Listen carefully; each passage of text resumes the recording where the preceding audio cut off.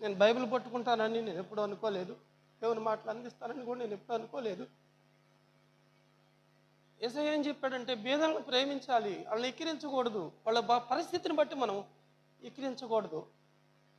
దీనులను పెంట కుప్పల మీద నుండి లేవనెత్తి ప్రజల ప్రధానులతో కూర్చుండబెట్టేవాడు ఆయనే.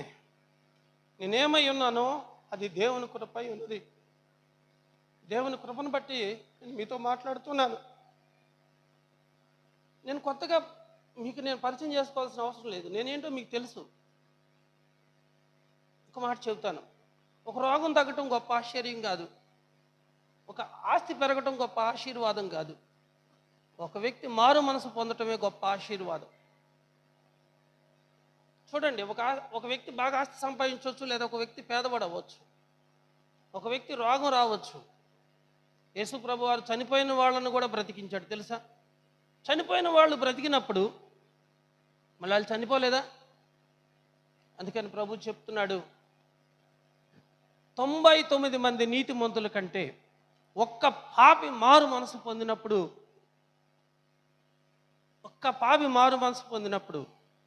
అతను బట్టి దేవుడు ఆనందిస్తాడు. నేను పాపంలో ప్రధానమైన వాడిని, నేను చేయని పాపం అంటూ లేదు. ఒక రోజు నా భార్య ద్వారా నేను దేవుని మాటలు విన్నాను.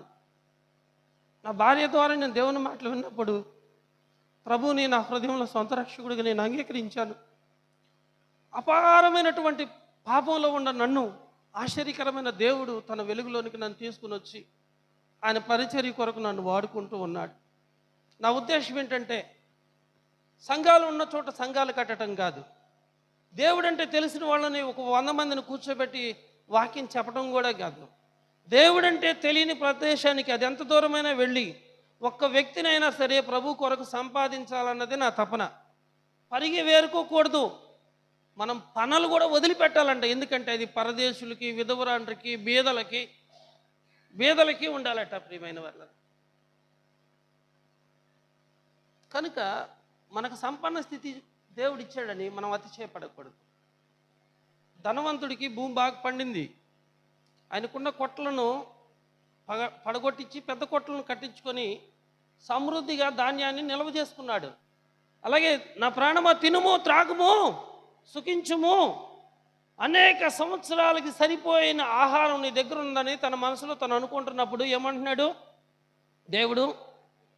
అయితే వెర్రివాడా, ఈ రాత్రి నీ ప్రాణమును అడుగుచున్నారు.